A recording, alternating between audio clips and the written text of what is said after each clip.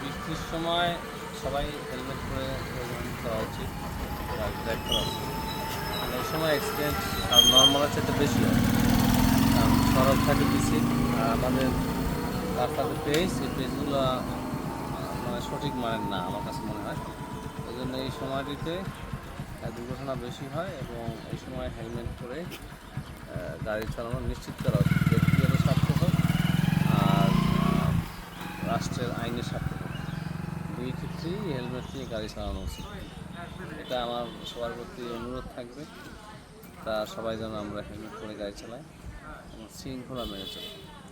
তাহলে আমাদের এই দুর্ঘটনা যে প্রতি মাসে 700 বা 600 অ্যাক্সিডেন্টগুলো যে ঘটে প্রায় এগুলো থেকে আমরা আল্লাহ চাইলে ভাই আমি ওনার কাজেই জেলা পরিষদে আসছি।